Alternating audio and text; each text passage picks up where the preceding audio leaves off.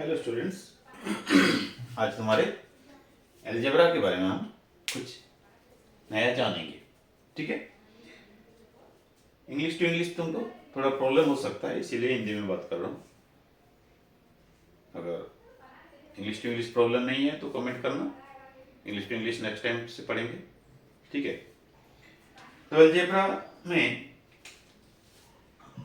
ज़्यादातर एक वेरिएबल होता है। वेरिएबल क्या है? अलजेब्रा पढ़ने से पहले हमको वेरिएबल क्या है जानना है। ठीक है। वेरिएबल क्या होता है? Variable means vary or change. Variable is something that is vary or that is changeable or change with value. It is a number which is not fixed. It may change from time to time. Suppose any letter, English alphabet can be a variable. Suppose 4A. This is a variable. This is constant, but this is a variable. As per the value of A, the result of 4A will be different. Oh, sorry, I am again repeating in English. A is variable. A variable है. अगर A के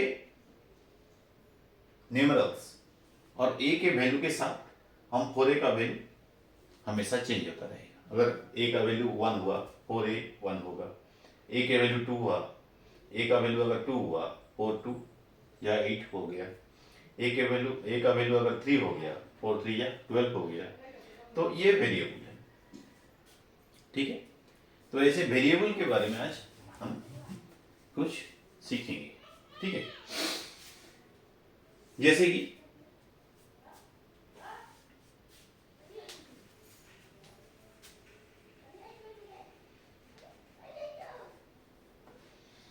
एक 2 3 4 5 ये N तक है, मतलब infinity तक है, इसको एन बोलते हैं। अगर एक सपोज ये पेन्स, नंबर ऑफ पेन्स है, एक पेन का ये क्या है, कॉस्ट है। ठीक है।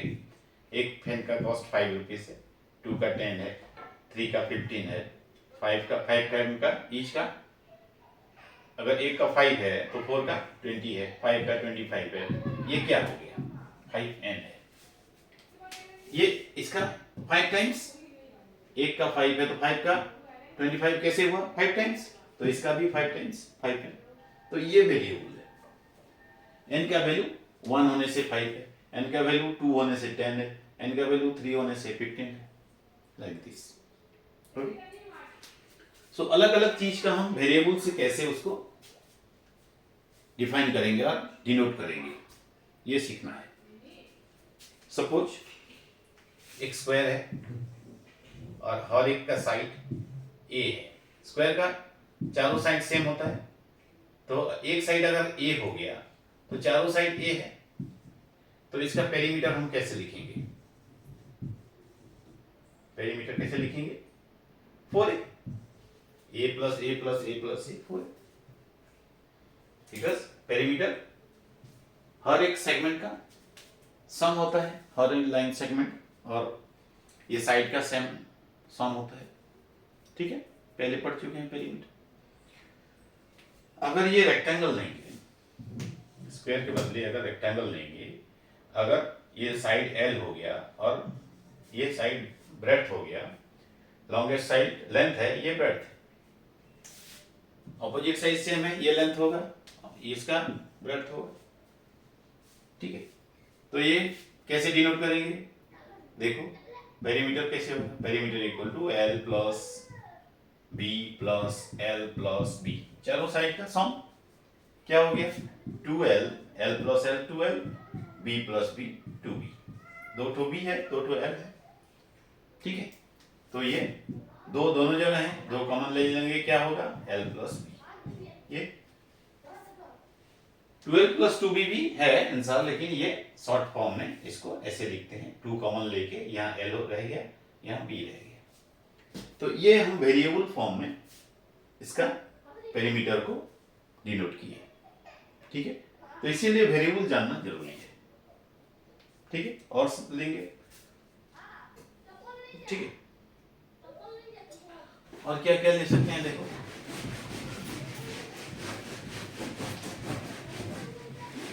वेरिएबल पता चल गया, नहीं क्या और एग्जांपल चाहिए उसका? देखो वेरिएबल का डिफरेंट प्रॉपर्टी है। प्रॉपर्टी मतलब उसका एक डाटा है जो कि हमेशा सही होता है, उसको प्रॉपर्टी बोलते हैं। देखो a plus B equal to B plus A, two variable, अगर दोनों को ऐड करेंगे, पहले ए उसके बाद बी, और या फिर पहले बी फिर इसके बाद ए, दोनों सेम होगा, इसको क्या बोलते हैं? Commutative property of addition. Commutative property of addition. ठीक है, ये एडिशन है, तो ये जो हो गया a plus B equal B plus A, इसको बोलते हैं कॉम्यूटेटिव प्रॉपर्टी ऑफ एडिशन। कोई भी ले लो, अगर a को 3 लेते हैं और b को 5 लेते हैं, तो a प्लस बी कितना हो गया? 3 प्लस 5 8 हो गया। b प्लस ए कितना हो गया? 5 प्लस 3 8 हो गया। देखो सेम है, तो इसीलिए इसको कॉम्यूटेटिव प्रॉपर्टी ऑफ एडिशन बोलते हैं। ठीक है, a plus B equal to B plus A. ठीक है, और एक प्रॉपर्टी पढ़ेंगे, commutative property of multiplication. Commutative property of multiplication.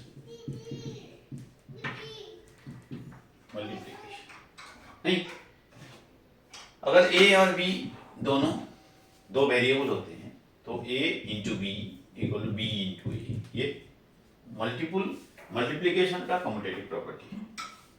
ठीक है,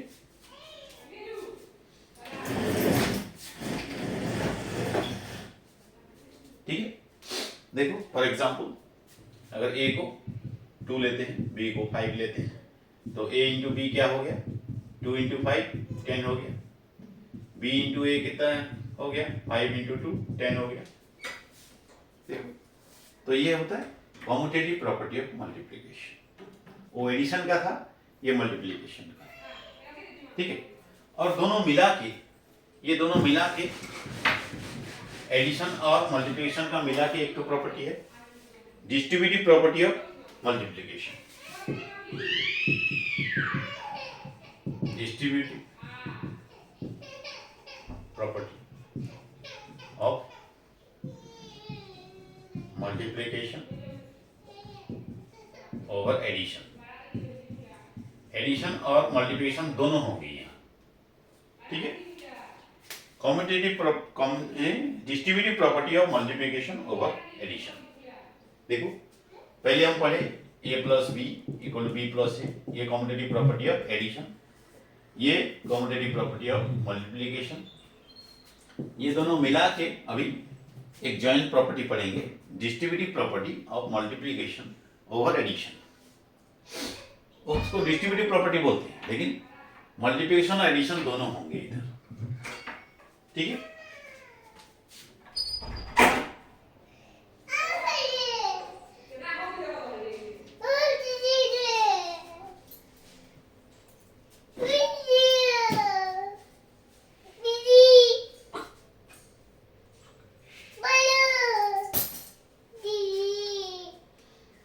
देखो प्रॉपर्टी कैसे होता है? a into B plus C equal to a into B plus a into सी।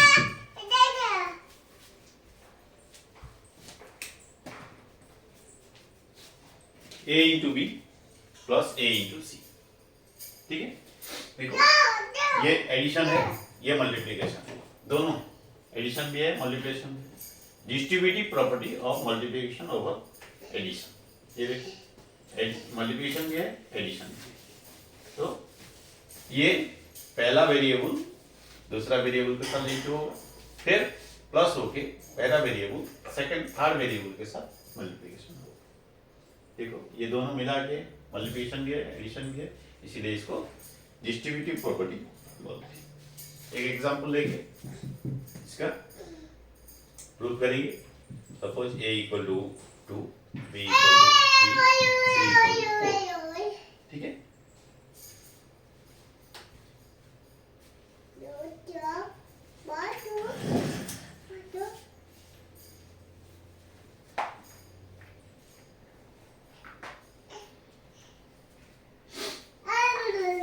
देखो इसको क्या होगा, a into B plus C.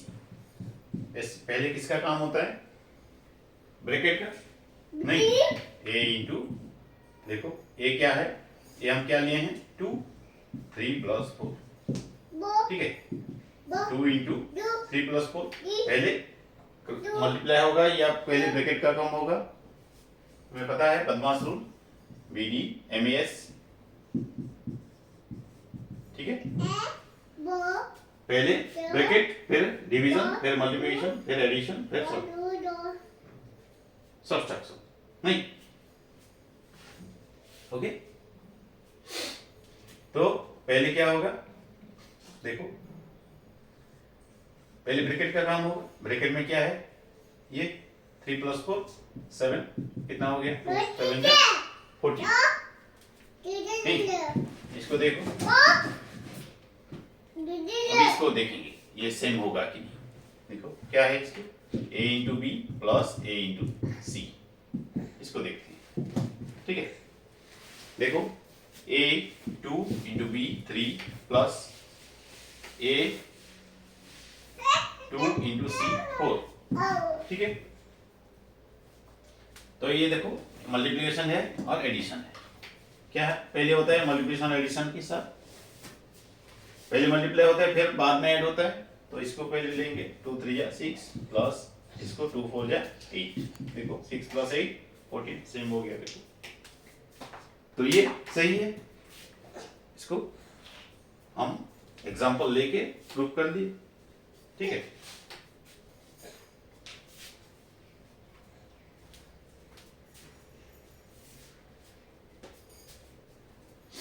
Next, the sides of equilateral triangle is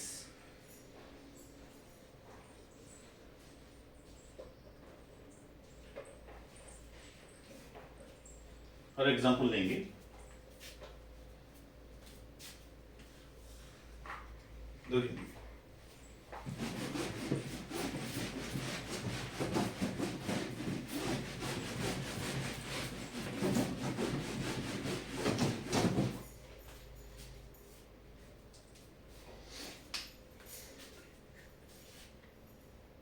The sides of equilateral triangle is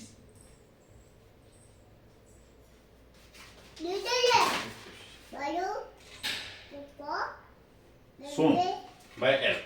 ठीक है, equilateral triangle पता है क्या होता है, इक्विलेटरल ट्रायंगल का हर एक साइड सेम होता है। ठीक है, तो क्वेश्चन है ये equilateral triangle is shown by L, suppose the side is shown by L। ठीक है, एक्सपेरिमेंट इट,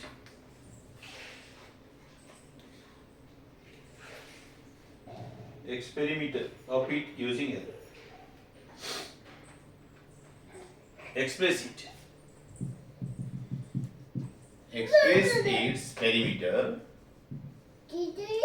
by L। ठीक है, हम L वेरिएबल लेके इसका पेरीमीटर शो करेंगे। पेरीमीटर क्या होता है, हर एक साइड का सेम होता है या फिर 3 इंटू साइड होता है? नहीं, 3 इंटू L, 3L हो गया। ठीक है, the side of a regular hexagon, the side of a regular hexagon will be what? How much? The side. If the side is denoted by L, so what will be the side of a regular hexagon is L, so its perimeter. So its perimeter in terms of L. ठीक है, regular hexagon मतलब 6 side का एक closed figure को hexagon बोलते हैं। अगर हर एक साइड का लेंथ सेम है तो उसका रेगुलर हेक्सागन बोलते हैं। देखो, रेगुलर हेक्सागन मतलब हर एक साइड का लेंथ सेम होगा। ठीक है, ये हर एक साइड का लेंथ सेम होने से और 6 साइड का क्लोज्ड फिगर होने से इसको रेगुलर हेक्सागन बोलते हैं। हेक्सागन बोलते हैं। तो ये L है, हर एक साइड L है, तो पेरीमीटर क्या होगा? 6 to L का सम मतलब 6 है। ठीक है,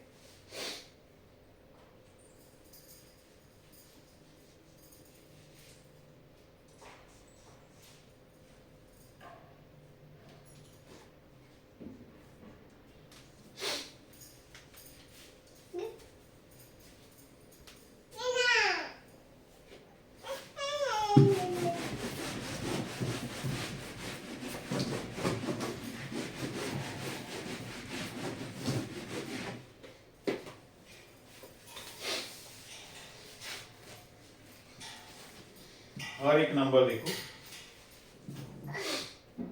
इफ पता है circle, if a circle has a radius R and diameter D, so the diameter in terms of radius. Okay, you know it, this is the radius and this is the diameter. OB equal to radius, OA equal to radius, but AB equal to diameter. So diameter AB, ये और ये मिला के diameter AB है। क्या हो गया? R plus R, 2R मिला के कितना होगा? 2R। तो डायमीटर इक्वल टू 2R। तो ये वेरिएबल, दो variable small r small d को लेके हम इसको डायमीटर को क्या रेडियस के हिसाब से शून्य किए। ठीक, अगर वाट्स में देगा तो उसको कैसे तुम वेरिएबल में कन्वर्ट करोगे? सपोज दिया है 11 added to 2 metre, 11 added to 2 metre और 11 एडेड टू 2 मीटर, क्या होगा? 11 plus 2 metre.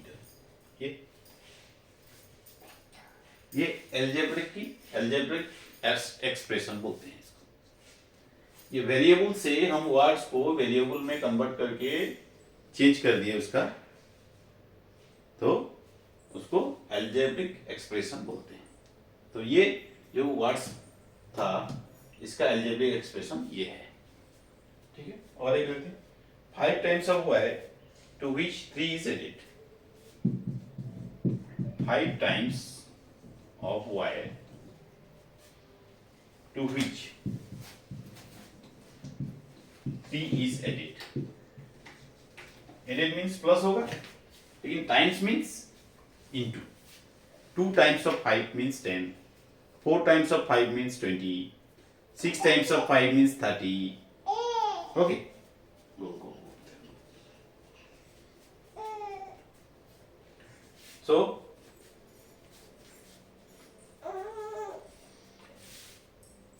5 times of y means 5 into y, 5. and 3 is added mean 5y plus 3. This is the algebraic expression.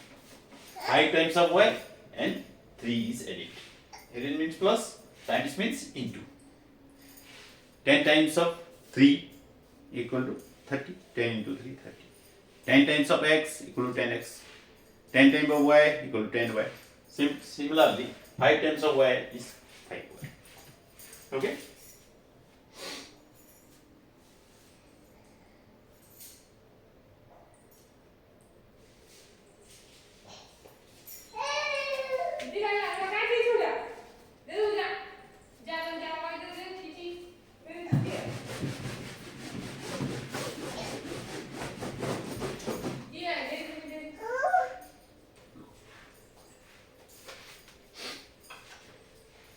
Y is multiplied by 5. Y is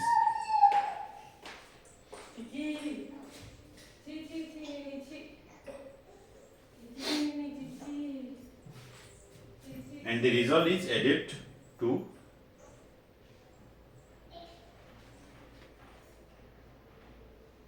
x. Y is multiplied by 5 and the result is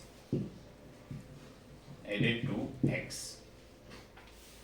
Okay? So y is multiplied by 5 means y into 5 and the result, whatever is the result, is added to x. X. Added means plus. 5 into y means 5y plus x. This is the expression. Okay?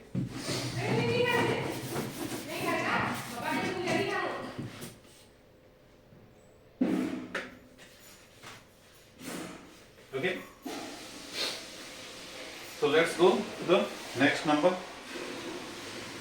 The length of a rectangular wall hall is 4 meters less than 3 times the breadth of the hall. The question is like this. The length of a rectangular hall is 4 meters less. 4 meters less than 3 times the breadth. Then 3 times the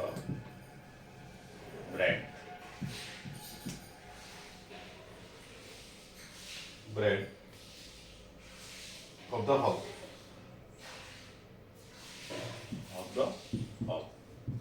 Okay. So, what is the length if the breadth is b meter? What is length if breadth is b meter? Breadth is b meter. Okay. Breadth is b meter. What will be the length? The breadth is b. Okay. So length is equal to what? 4 meter less. Less means क्या? Minus. Add means more means plus. Less means minus. 4 meter less than 3 times the breadth. 3 times. We have to calculate first 3 times. 3 times of breadth. 3 times of breadth means 3b.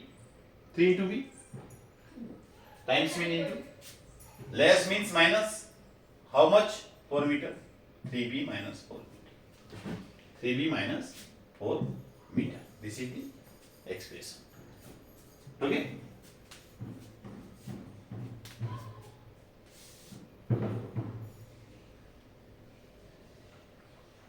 Four meter less than breadth of the hall. The length of the rectangle is 4 meter less than 3 times the breadth.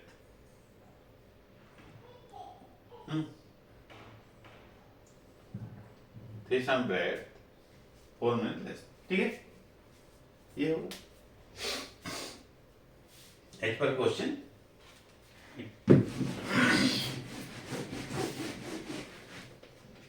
Seems like from something odd, but this is according to question. This will be the answer. Let's go to another one. A rectangular box has height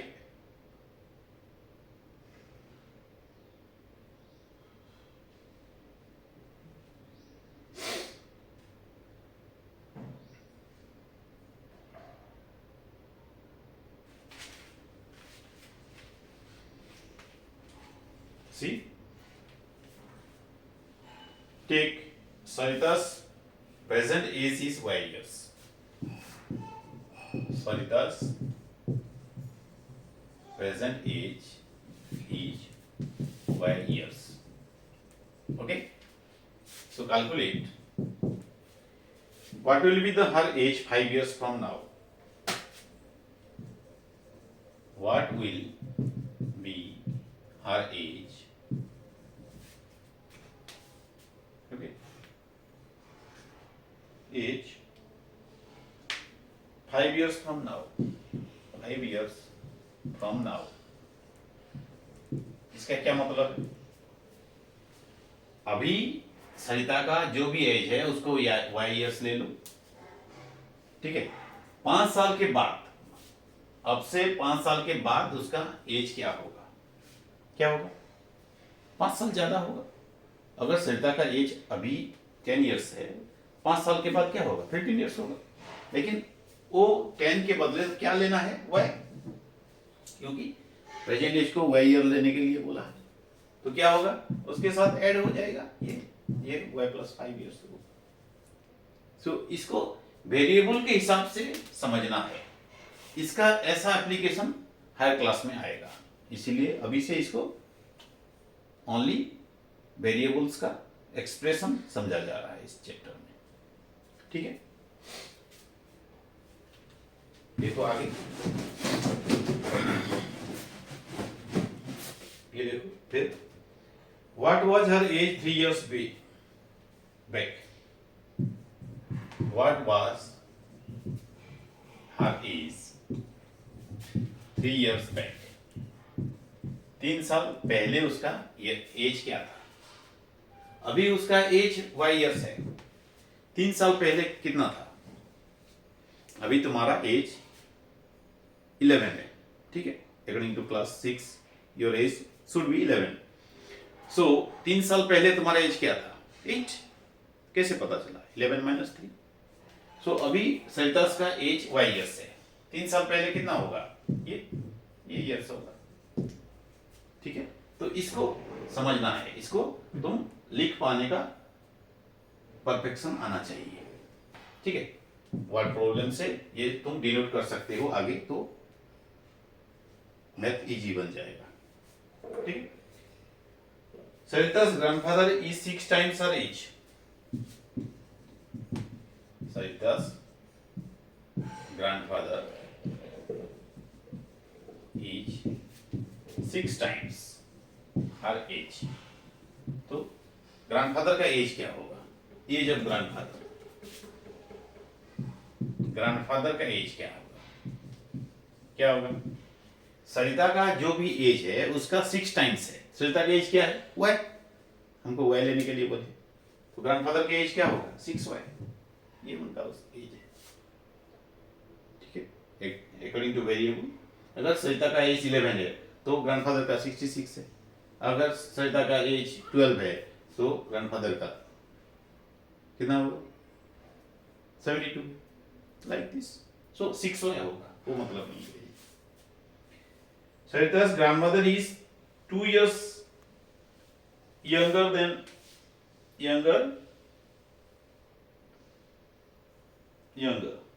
grandfather. देखो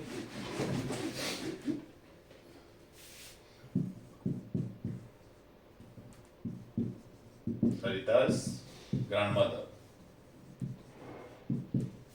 is 2 years younger than grandfather. Okay, grandfather का as से 2 साल छोटे हैं grandmother, तो क्या होगा? उनका एज क्या होगा?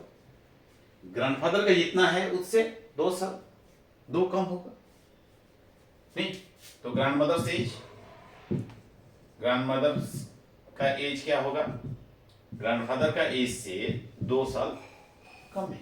यंगर मतलब कम, छोटा। कितना छोटा, 2 या साल छोटा, तो 2 माइनस हो जाएगा। अगर ग्रैंडफादर का 66 है तो ग्रैंडमदर का 62 होगा। लेकिन ग्रैंडफादर का क्या निकाले हैं, 6y माइनस 2। ये अलजेब्रिक एक्सप्रेशन से उसको हम डिनोट कर रहे हैं, हर किसी का एज जो कि बोला गया है, पूछा गया है।